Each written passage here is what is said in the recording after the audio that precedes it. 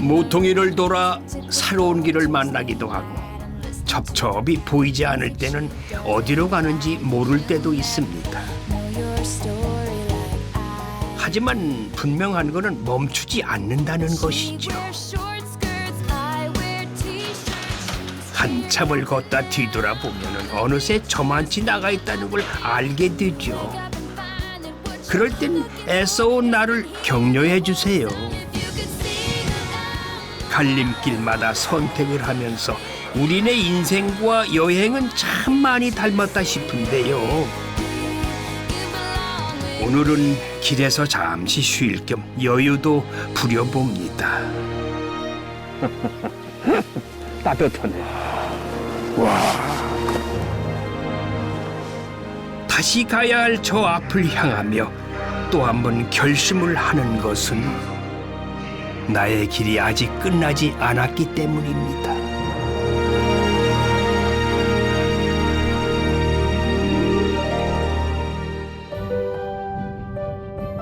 한양 가는 골목인 이 삼남대로의 분기점, 모든 길이 통하던 천안 삼거리는 길 따라 문화와 문물이 모여들어 번성했던 길이었는데 지금은 휴식처가 되었습니다.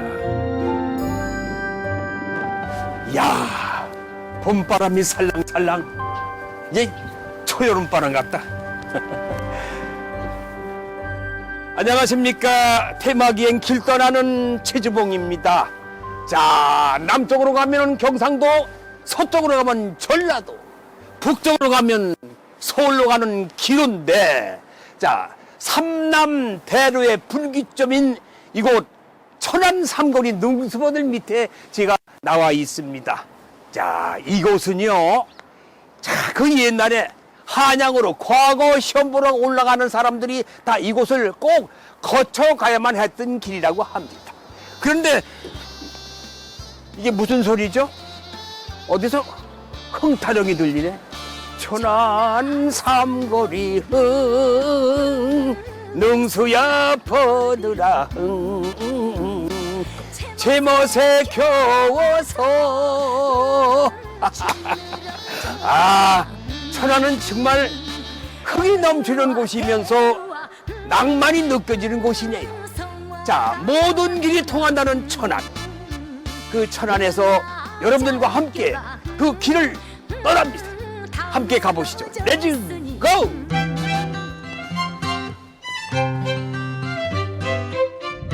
지금의 천안을 제대로 알기 위해서는 가장 먼저 거슬러 가야 하는 길, 바로 광덕사입니다.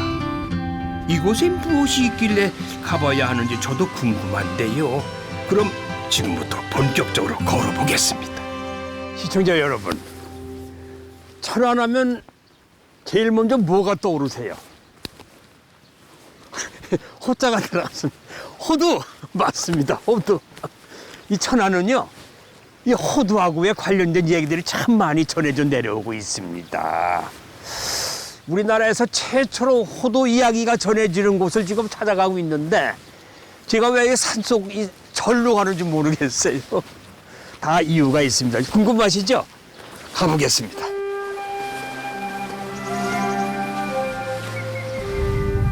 이곳 광덕사는 신라시대 지어진 1500년 된 고찰로 임진왜란 때까지만 해도 경기도와 충청도에서 가장 큰 사찰이었답니다. 그만큼 천안이 번성했다는 얘기겠지요. 오랜 시간을 간직한 곳이니 전설 같은 얘기 한 줄 있을 법하겠죠. 오늘 제가 찾아온 이유요, 단 한 가지예요. 이 나무 때문에 찾아온 거예요. 오늘의 주인공이에요. 네. 그런데 여기 석비가 세워져 있거든요. 볼게요. 아하, 유청신 선생 호도 희식지. 우리나라에서 맨 처음 이 양반이 호도나무 가져서 여기가 심었던 장소, 희식지. 이야, 어마어마하네요. 네. 양쪽 칼라가를 쫙 벌어져가지고, 이야, 아주 완전 고목인데 이게 수령이 400년이래요, 400년. 네. 이 나무는 700년 전에 고려 사신 유청신 선생이 원나라에서 가져왔던 나무의 그 후손인데요. 우리나라에서 가장 오래된 이 호두나무이자 천연 기념물이 되었습니다. 이 높이가 20m가 넘고 이 둘레가요. 와, 이건 4m가 된대. 둘레가 4m. 수령이 400년 된 호두나무. 야, 오늘의 주인공. 야, 대단하나요? 이렇게 굳게 뿌리 내린 호두나무 덕에 오랜 세월 천안은 호두 산지로 유명세를 떨치게 된 것이죠. 자, 이제 지금까지 호두에 관한 인연을 들었으니까요. 더 궁금해지는데요. 자, 그럼 지금부터 직접 호두를 만나보러 가겠습니다. 가시죠. 천안은 이 곳곳에 호두와 연관된 것들이 많지만은 생활 속에서도 호두가 이용된다고 해서 찾아가 봤어요. 안녕하세요, 사장님. 네, 아이고 반갑습니다.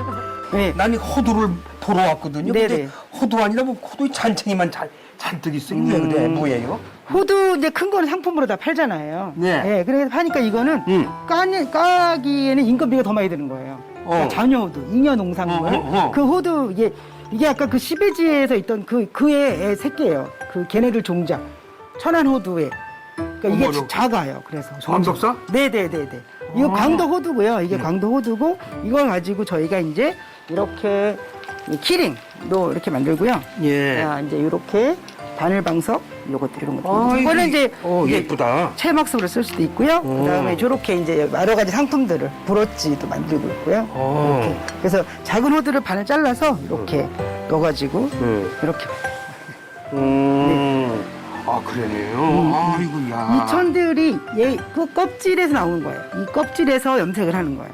껍질에서 네네. 표피 가지고. 표피, 예. 버려지는 거잖아요. 그렇죠. 그 버리는 건데 네네. 되게. 네네. 그 버려지는 농산물을 저희가 재활용하는 야. 리사이클이라고 보셔도 되죠. 그렇죠. 네네. 야, 이거 재주가 대단하시네. 고맙습니다. 26년간 전통 염색을 해온 이은하 명인은 특히 이 호두 껍질을 이용해서 다양한 색을 만들어내는 염색 기법을 연구해 왔는데요. 특히 호두를 이용한 소품은 지역 특색도 살리고 앙증맞은 모습의 인기가 많다고 합니다. 이 모든 색이 호두에서 나왔다니 더 알고 싶어지네요. 이게 뭐야? 무슨 껍질이야? 호두 껍질이요. 그 호두 말린 거 있죠. 매핑. 바깥에 있는 거. 표피. 그거를 이제 말렸다가 가을에 말렸다가 이제 끓인 거예요. 아, 말다 끓인다. 네. 끓이면 한 2시간 정도 끓이면 이렇게 색깔이 나오죠. 그리고 자연 그대로 색이. 네네네. 예, 이렇게 해서 이제 이렇게 받치셔서 하시면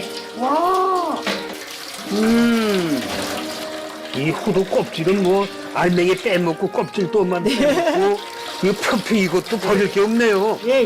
옛날에는 이제 몰라서 버렸는데 다 버렸죠 그때는. 의료기센터에 다니는 공무원 선생님이 손에 많이 묻으니까 염색이 잘 될 것 같은 거예요. 아, 그래서 저한테 의뢰해 주신 게 20몇 년 전에 한번 해보자. 한번 해보자. 예. 물을 들이는 과정은 그야말로 정성이 반인데요. 이제야 얼룩이 안 생긴답니다. 자, 여기서 앉으셔서 이렇게 움직이시면 돼요. 이렇게 한 20분 정도? 그래야 이제 속이 배가. 네네네. 속까지. 야, 이게 뭐 신이라니구만. 네. 이걸 수십 년 해오셨단 말이야? 저 좋아서 하는 일이에요. 좋아서 하니까 하는 거지. 아이고, 우리도 대단하시네. 예? 재밌어요.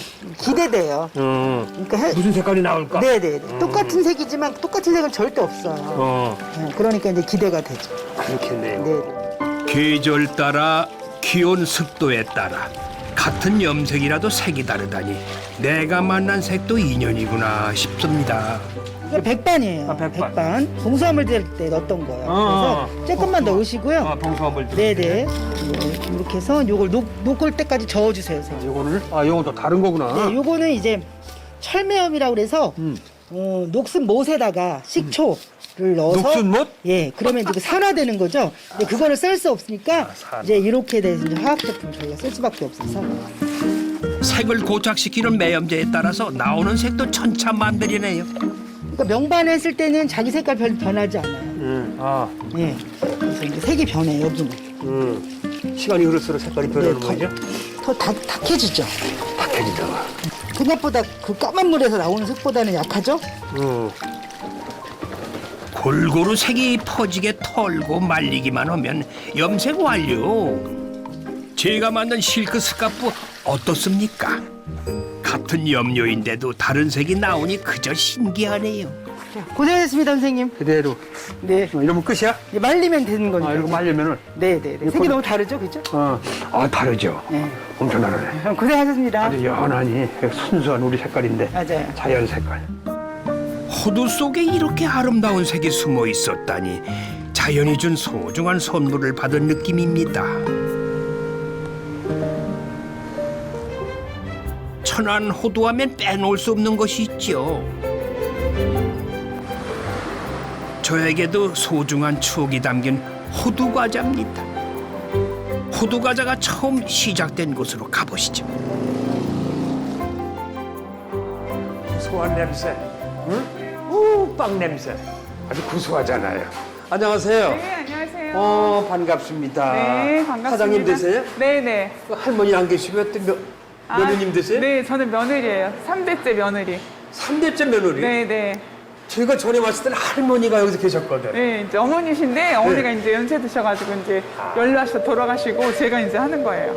그럼 며느님이 네. 이거 맡으신 지 얼마나 되셨어? 같이 어머니하고 같이 했으니까 결혼하면서부터 같이 해오다가 이제 돌아가시면서 했으니까 한 10년, 15년? 아, 15년쯤에 어머님이 물려주셨구나. 네네네. 야, 그럼 이게 몇 년 된 거예요? 이게 좀 호두 과자가? 87년 됐어요. 87년? 네네. 아버지에서 아들로 며느리에서 며느리로 소중하게 지켜가려는 마음이 가업을 이뤄낸 것이지요. 우리나라 호두 과자의 역사가 이렇게 만들어지고 있습니다. 호두 과자를 누가 맨 처음 일대 할아버지가 어떻게 해서 만드셨어? 아, 저도 진짜 뵙지 못했는데 할아버지가 그 생과자 기술자셨대, 일제시대 때. 그러니까 천안을 대표해서 있으면 만들 수 있는 게 뭐가 있을까 해가지고 호두 과자 모양의 과자를 만든 거예요. 근데 옛날에는 광덕산가 호두가 유명했거든요. 그래서 가만있어. 이분은 또 누구지? 아, 저희 며느리예요. 며느님? 4대째 이제. 네. 3대째 며느리님. 네, 여기 4대째 며느리지? 네네네네. 그래요? 네. 그럼 결혼한 지 얼마나 됐어요? 이제 3년 아직 안 됐어요. 3년, 이제 초보구나. 이제 배우는 단계예요. 아, 이제 배우는 단계. 네네네. 와, 그럼 여기에서 맡고 있는 임무가 뭐야? 저는 사무 업무, 격리 업무 하고 있어요. 제일 중요한 거는 돈 가게 받는구나. 어디로 새 나가는 걸 제일 중요하게 네, 보는 거지. 네. 돈 새서 빠져나가면 안 되니까. 세월이 흐르면서 과자를 만드는 모습도 많이 달라져 기계가 사람 손을 대신하고 있는데요. 그래도 변하지 않는 것도 여전히 있습니다. 오랜 세월 한결같은 마음 때문인지 천안 호두 과자가 인기가 식을 줄 모른다는 거예요. 도대체 그 비결이 궁금해지네요. 87년 동안 긴 세월을 인기 있는 비결이 있을 거예요. 사람들이 이렇게 많이 찾는 이유가 있을 거라고. 아, 저희는 매일 아침 앙금을 해요. 앙금 도매집이 있어요, 공장들이. 그거 사다가 이제 진공 포장된 거를 한 달, 두 달 묵혀가면서 하지만 저희는 가마솥에 아침마다 앙금을 해요. 필요한 양을. 하루 이틀 해가지고 시켜서. 그러니까 제가 유지는 비결이 그건 것 같아요. 그래서 좀 달라요. 이게 가마솥에 이제 앙금을 한다는 거. 예. 뭐 다른 레시피는 다 뭐 금방 따라서 할 수 있지만 그렇죠. 여러 가지 이제 그거는 공정도 있어야 되고 그렇다 저희가 뭐 섞는 건 없어요. 되게 단순해. 사실 들어가는 뭐 재료는 단순하지만 그게 좀 다르다고 할 수 있죠. 차별화된 게 그거라고 할 수 있어요. 그렇죠. 네네. 가장 정성을 들인다는 앙금 만들기는 매일 아침에 팥을 삶는 일부터 시작하는데요. 당일 필요한 만큼만 만들어가지고 맛을 지켜가고 있었습니다. 와, 건강한 팥앙금이 완성되었는데 참 먹음직스럽죠. 이렇게 앙금이 준비 다 되면은 드디어 호두과자 만들기가 시작되는데요. 파다 앙금으로 속을 꽉 채우고 나면 여기에 또 하나의 활용점정 호두가 들어갑니다. 가스 같은 데는 자동 기계로 호두가 나와요. 그렇지. 근데 저희는 호두가 크기 때문에 자동 기계를 할 뺄 수가 없어요. 그래서 사람이 필요한 거예요. 그래서 사람이 하나씩 넣어야 돼요. 호두만큼은 일일이 다 집어넣는군요. 네, 그래야지 큰 호두가 들어갈 수가 있어요. 그렇지, 호두가 네, 더 큰 호두가 네, 들어갈 수 네, 있다. 네. 그래서 더 맛이 더 2배가 되는 것 같아. 네. 다른 호두과자보다요. 호두과자에 호두가 빠질 수 없죠. 딱딱한 호두를 형상화해가지고 겉은 빵으로 모양을 만들었지만은 그 속에 진짜 호두가 들어가야 비로소 호두과자가 완성되는 거예요. 많은 사람들이 그 요즘 새로 시작하는 이런 빵하고 그냥 비교를 많이 할 거예요. 그쵸. 옛날 맛, 지금 맛. 어떻게 보면 옛날 그대로니까 네. 저희 집 같은 경우는 좀 매력이 없을 수도 있는데 또 그게 매력이 돼서 찾는 그렇지. 젊은 층들이 많은 것 같아요. 예. 그러니까 저희가 4대인 것처럼 손님도 4대 손님이 있어요. 손님도 2대, 3대 손님이 있어서 이제 아기 때 아빠 손 붙잡고 오는 학생들이 지금 성인이 돼서 아, 옛날에 이렇게 먹었었어요 하고 오시는 분들이 많이 있어요. 변하지 않는 맛, 네네. 예, 정성과 네, 그런 네. 명성이 굉장히 녹아있는 거죠. 네. 며느님 앞으로 꿈이 있으면 이제 젊은 세대 분들한테도 알릴 수 있도록 지금 제품을 유지하고 또 새로운 제품을 또 개발을 하고요. 그렇지. 네.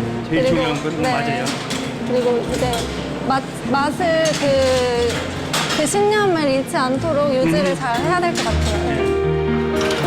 배를 잇는 성실함이 있고 맛을 지키려는 신념이 있으니 머지않아 천안 호두과자가 100년의 명성을 쌓을 날이 올 것 같습니다. 호두과자의 도시 천안이 또 새로운 시도를 하나 봅니다. 오늘 제가 만나뵐 분을 여기서 뵙는 것 같습니다. 안녕하세요. 반갑습니다. 네, 반갑습니다. 아이고, 건강해 보이시네요. 그래요? 반갑습니다. 요즘 그 천안이 뜨고 있어요. 비결이 있을 거예요, 그죠? 네, 수도권 인구만 해도 2,700만이잖아요. 그렇죠. 그런데 사실 수도권을 딱 벗어나는 순간 지방의 관문이 천안입니다.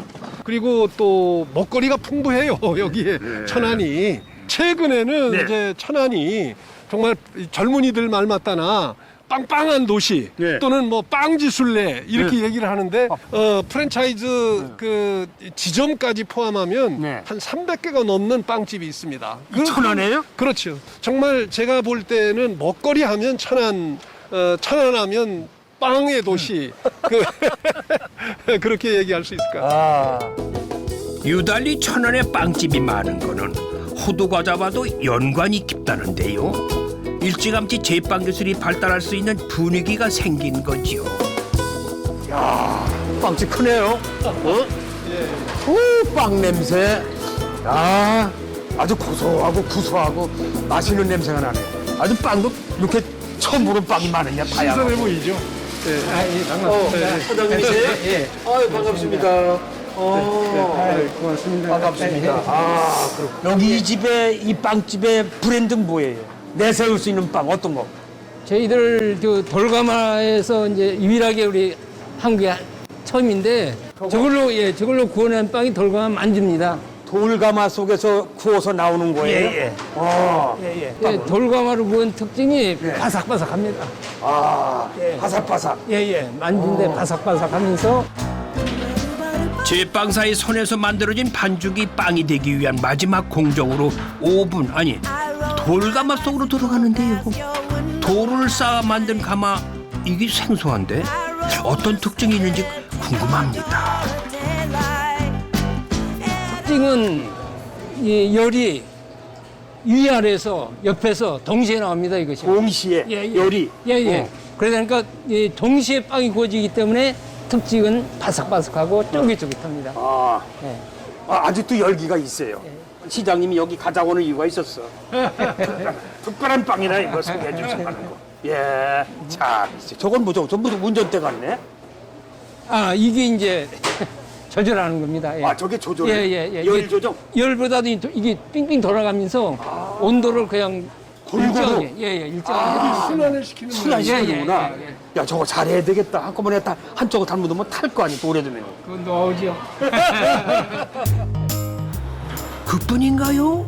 작은 빵 하나에도 20년 한결같은 장인의 정성을 담아내고 후진 양성을 통해 지역과 함께 성장해온 진정성이 통한 것인데요. 그렇게 만들어진 빵 하나하나가 더 귀하게 느껴지니 널리 사랑을 받게 되는 건 당연하겠지요. 무엇이든 하루아침에 만들어지는 건 없나 봅니다. 근데 크게 이게 번창하신 거 보니까 무슨 노하우가 있는 것 같아요. 무슨 비결이 뭐예요? 이렇게 빵집 잘 되는 비결도 있을 거 아니에요. 느리게 천천히 만드는 아, 것이 느리게. 슬로우. 오. 그거하고 이제 지역 농산물을 활용해갖고 이제 건강한 빵을 그렇죠. 저희들이 예. 주로 하기 때문에 이제 그거 빵 종류가 수백 개 되죠. 250개 정도입니다. 250개. 야, 그거 하나씩 맛보기도 힘들겠다. 하루에 다 힘들겠다. 여러 날 두고 맛을 봐야 되겠구만요. 이 정도면 뭐 그냥 빵이 아닌 천안이 함께 만들어낸 예술로 보입니다. 예술로. 좀 젊은이들은 그 재미있는 말 표현을 하는데 성지순례에 빗대가지고 빵지순례를 한번 다녀라 이런 얘기를 해요. 재밌네요. 빵지 순례. 그렇습니다. 네. 그래서 천안 그런 기획 빵집이 많으니까 한 번씩 이렇게 둘러보시는 완전히 한번 뭐 외국에 온 그런 기분이라서 그렇습니다. 네. 꼭 동반해서 오고 싶은 그런 마음이 드네요. 자, 시장님. 네네. 마지막으로 한 가지 더 여쭙게요. 네네. 천안에 왔으니까 이왕에 네. 어디 또 제가 가야 할 곳 특별한 곳이 있나요? 바로 그 천호지라는 연못인데요. 천호지. 네, 그 단국대학교 천안 캠퍼스 앞쪽에 자리 잡고 있어요. 그래서 그 야경이 예. 그 대학촌을 중심으로 한 그 야경이 아주 돋보이는 지역인데 예. 한번 좀 모시고 가고 싶습니다. 네, 좋습니다. 네, 제가 그럼 오늘 밤에 야경을 한번 구경하겠습니다. 그러시죠. 고맙습니다. 자, 추천을 받은 천호지로 발길을 옮겨볼까요? 원래는 농업용 인공저수지였는데 도시가 확장되면서 지금은 야경 명소가 된 거죠. 해질녘 어슴풀에 하루가 져가면 점점 더 환해지는 풍경. 이 야경에 반한 사람이 저만은 아닌가 봐요.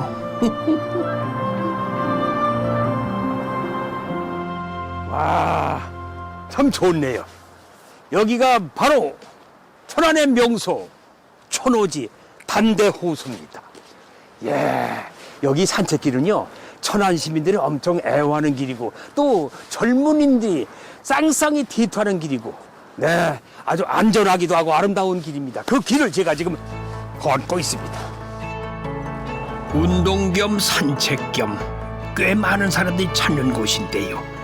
도심의 호숫가를 이 산책하는 기분, 참 좋습니다.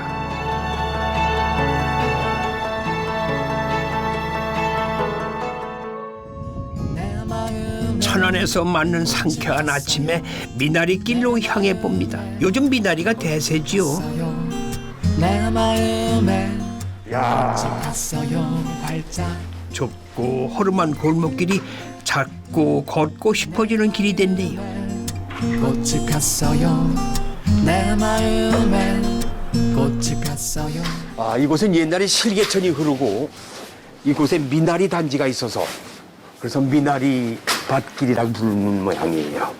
그 후로 이렇게 벽화를 그리고는 이 동네를 좀 더 깨끗하고 환경 조성을 위해서 이 지역 사람들이 십시일반으로 돈 모아가지고 이렇게 벽화를 그려서 관광객들 유치하고 그리고 골목길을 깨끗이 이렇게 정화하니까 뭐 동네 사람들한테도 좋고 보는 사람도 좋고 네, 완전히 무슨 예술 마을 같지 않습니까? 담벼락이 도화지가 되어 알록달록 마을의 이야기를 담고 보니 예전의 모습은 살리면서도 정겨운 길이 되었습니다. 아운의 장터에 오니까 저절로 발길이 향하는 곳이 있는데요. 아운의 독립만세 기념공원입니다. 당시 3천여 명 정도가 모여서 만세를 불렀다고 하니 항일 정신이 높았던 이곳에 대해 다시 돌아보게 됩니다. 천안시 병천. 병천이 우리말로 아우네입니다. 대한독립 만세를 불리며 앞장섰던 유관순 열사와 그리고 병천 시민 여러분들, 그리고 유관순 열사의 생가가 바로 여기에 있고 조병옥 박사 생가도 바로 여기에 있습니다. 아주 큰 역사적으로 의미가 있는 장소이기도 합니다.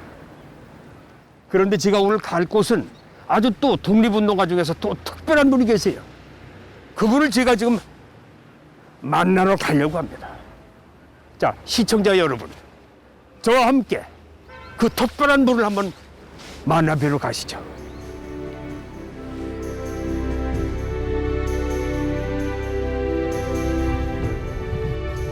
천안 목천면에 위치한 서고 이동영 선생의 생가지를 와보니 선생을 기리는 기념관이 조성돼 있네요.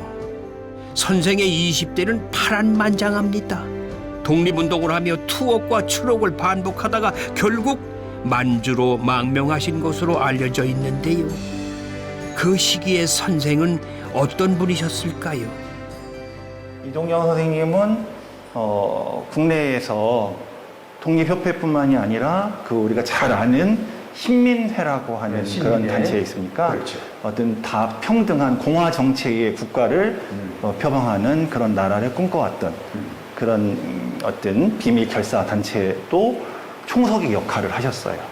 근데 총석의 역할을 하셨는데도 우리가 잘 이분이 조명되지 않으셨고, 그 다음에 양반의 신분으로 태어나셔서 과거 진사시에도 합격을 하셔서 편안한 삶을 사실 수 있었지만, 이분은 그런 어떤 좀 평등한 세상을 꿈꾸셨던 거죠.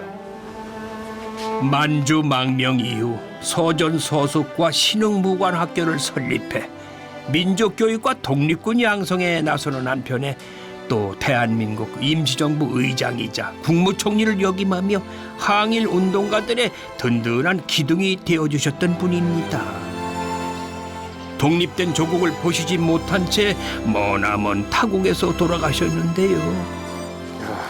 그분을 기억하는 노력은 지금도 계속되고 있습니다. 그러니까 이곳이 이동영 선생의 생가, 태어나신 곳이다 이거죠. 네, 생각하지 맞습니다. 여기가 지금 뒤에 이제는 다 보시면은 나저막하게 이제는 산이 이제 와우산이고요. 앞에는 산방천이라고 하는 천이 흘러요. 전형적인 배산 임수 지형이거든요. 풍소지리에 의하면은 명당이죠. 근데 명당이기는 한데 한 의인이 태어나는 그런 명당이긴 한데 그 의인이 이렇게 떠나가는 그런 어떤 배의 형상이라고는 하더라고요. 그래서 그랬는지 몰라도 이분이 아주 그렇게 중국에 가서 우리나라를 되찾기 위한 그런 끊임없는 그런 어떤 그 산에서 흐르는 물방울이 바위를 뚫는다. 네, 끊임없는 그런 어떤 그 노력으로 이룰 수 있다라는 그런 정신. 이분의 아마 독립 정신이지 않았을까 생각이 듭니다. 독립의 정신을 예, 가지고 계시죠. 그게 이제는 본인의 그 희호로 이렇게 되어 있는 거죠. 제가 이렇게 쓰여 있는 이 살류 찬석 마스크 예, 뜻이군요. 그 쓰신 거구나. 네. 나는 왜 무슨 글자가 써 있나 그랬더니 그런 의미가 있군요. 민족의 교육자로, 독립운동가이자 정치가로 전 생애를 통해 자신의 사상을 보여주신 이동영 선생을 잠시 떠올려 봅니다. 참 좋네요. 새소리도 들리고. 그런데 이 소리가 굉장히 가깝다 했더니 아니 이게 뭐예요? 생가 뒤편으로 외가리 서식지가 있었어요. 보아하니 외가리도 있지만 백로도 눈에 띄네요. 외가리 서식지는 전국에 몇 군데 없는데 흔치 않은 풍경에 잠시 한눈을 팝니다. 근데 왜 여기다가 서식지를 틀었을까? 아마 여기는 그만큼 살기 좋은 환경인 거죠. 그래서 물이 흐르고 산이 있고 먹거리가 풍부하고 예, 여기 습지도 있고 이동영 선생을 위해서 여기서 이렇게 춤을 추고 지키고 있는 게 아닌가. 저도 그런 생각을 해봤어요. 그러니까 이동현 선생님이 왜 그러면 이동영 선생이 산과 뒤에 저렇게 외가리와 백로가 군부를 하고 지키고 있을까? 왜 서식을 할까? 40년에 네. 그 중국의 그 기강이라는 곳에서 영면을 하셨거든요. 네. 고국에 오지 못하시고 그래서 그 새해라도 환생을 하셔서 고향으로 오고 싶은 그런 마음 그런 것들을 저는 감정이입을 한번 뭐 그럴 수도 해봤습니다, 있겠죠. 저도. 그죠? 예. 고향의 애착, 그거 애착. 그리우던 고향을 예. 우리가 육신이 못 오니까 예. 새로 변해서 외가리로 변해서 백로로 변해서 그 왜 우리 그 가요 중에 뭐 나그네 서름이라는 가요도 있잖아요. 네네네. 타국에서 얼마나 돌아오고 싶으셨을까요? 돌아올 수 없었던 고향에 대한 그리움을 백로에 옮겨봅니다. 우리 대한민국 사람들은 이분한테 빚을 많이 졌어요. 빚 주고 사는 거예요. 그래서 이분의 업적에 비하면 우리는 기억하는 게 너무 짧고 작습니다. 앞으로도 저 이쪽에 생가에 오시면은 먼 인생을 살면서 더 오래오래 기억해 주셨으면 하는 그런 생각이 드네요.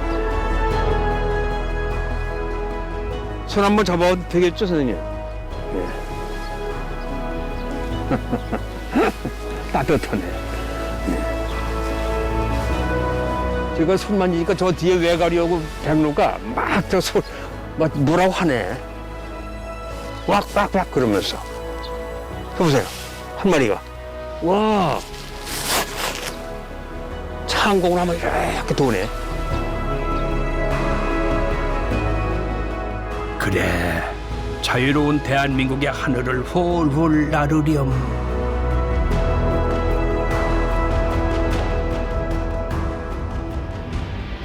천안 여행의 마지막 행선지로 꼭 오고 싶었던 곳. 민족의 성지 독립기념관입니다. 이곳에 들어서니 우리 민족의 웅장하고 장대한 기상이 느껴져 가슴이 떨려옵니다. 독립기념관이 왜 천안에 있는가? 그 답을 오늘에서야 찾았습니다. 유관순 열사의 생가를 비롯해서 조병옥 박사가 어린 시절 이곳에서 뛰어놀던 곳입니다. 그리고 아운의 장터 서고 이동영 선생의 생가가 여기 있습니다. 나라를 지키려고 했던 강한 힘, 그 힘이 바로 천안에 있습니다.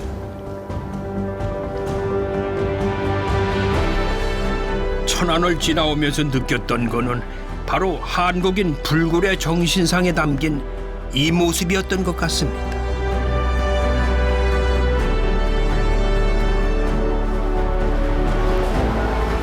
무엇이든 시작이 있는 법이지요.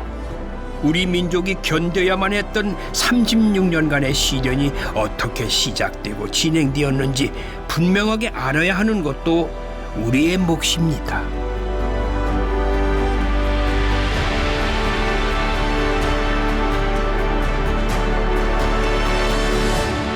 지금 보시는 곳이 저희가 을사늑약과 관련되는 전시를 하고 있는 곳이고요. 을사늑약? 네. 지금, 네. 앞에 보시면 을사늑약문 자료를 보실 수가 있습니다. 예. 네.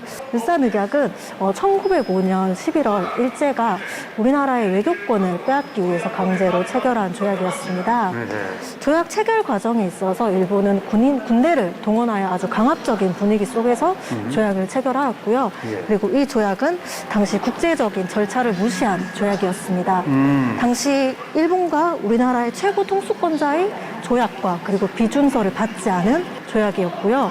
그리고 조약문을 자세히 살펴보시면 제목도 없는 것을 볼 수가 있는데 문서의 형식조차 갖추어지지 않은 불법적인 조약이라고 할 수 있습니다. 그 당시에 통수권자는 고종 아닙니까? 네, 그렇습니다. 고종 황제죠? 네. 그렇다면 마지막에 도장이 고종 황제 도장이 찍혀져 있어야 되는데요. 당시 외무 대신이었던 박재순의 도장이 찍혀져 있는 걸 보실 수가 있습니다. 아, 고종이 아니고. 네. 오족 중에 하나 직인이 치르구나. 네, 그렇습니다. 그렇죠. 네. 이 조약으로 일본에는 외교권을, 중국에게는 간도를 빼앗기게 되면서 사실상 주권을 잃게 된 것입니다.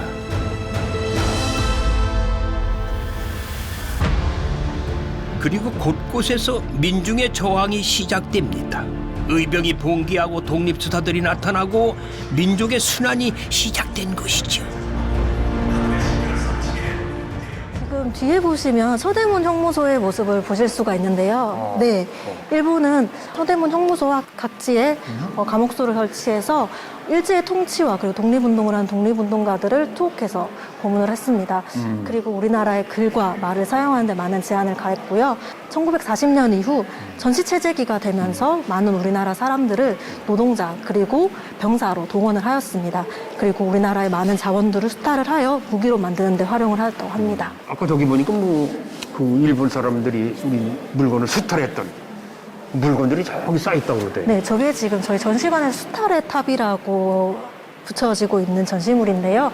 아래 보이시면 저희가 일본이 빼앗아 갔던 녹그릇, 그리고 도자기, 그리고 쌀 같은 곡물들이 저희가 전시물로 표현되어 있습니다.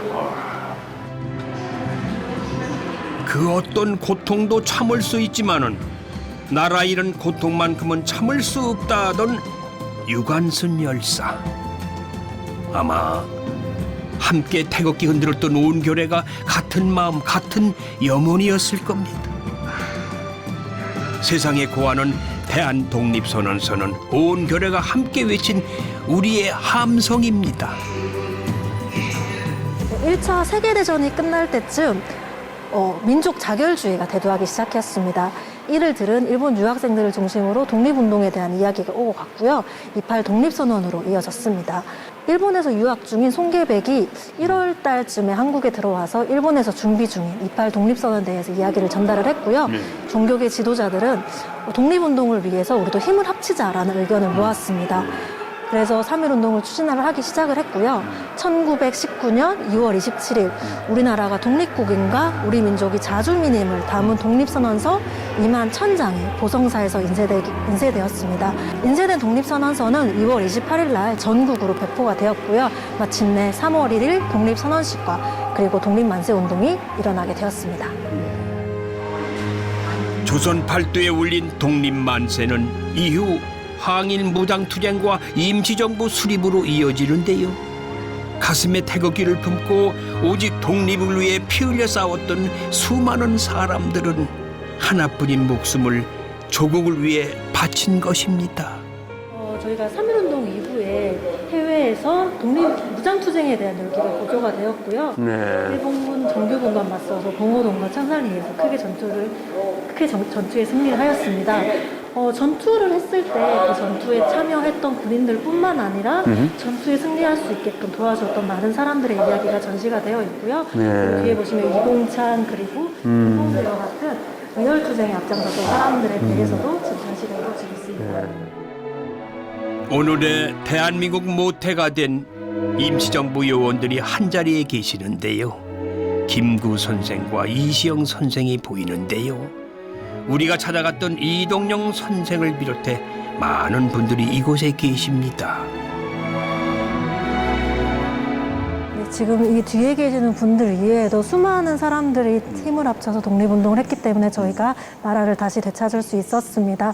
저희가 이름으로 남겨진 사람들 이외에도 수많은 독립운동가들을 기억해주고 기렸으면 좋겠습니다. 이분들 때문에 우리가 이렇게 아주 이렇게 행복하게 살 수 있는 하나의 단초가 됐던 거라고. 그죠? 또 이분들을 잊지 말고 오래오래 기억을 해야 될 거라는 생각이 들었어요. 저는 오늘 이렇게 둘러보면서 뭐 벅찬 부분도 있었고 또 감동도 했었고 이런 걸 우리가 앞으로 새로운 마음 가지고 좀 반성하며 좀 살아야 되지 않을까. 반성도 큰 반성을 해야 될 거라는 생각이 갑자기 드네요. 잠시 만세 현장에 저도 서봅니다. 총칼 앞에서도 당당히 외치며 그토록 염원하던 대한민국. 그분들 앞에서 지금의 나는 어떤 모습일까요? 전 이번 천안 여행하면서요, 많은 독립운동가들이 배출된 역사의 땅이라는 걸 알았습니다. 역사의 깊이와 정의를 만나는 그 감동이 이번 천안 여행하면서 이 도시의 매력에 흠뻑 빠졌습니다. 자, 지금까지 천안이었고요. 저는 다음 주에 새로운 지역에서 다시 또 기쁘게 멋있게 인사드리겠습니다. 고맙습니다. 삼남의 분기점 천안은 이름 그대로 하늘 아래 가장 편안한 곳인가 봅니다. 뿌리 내리고자 하면 알알이 열매를 맺을 수 있고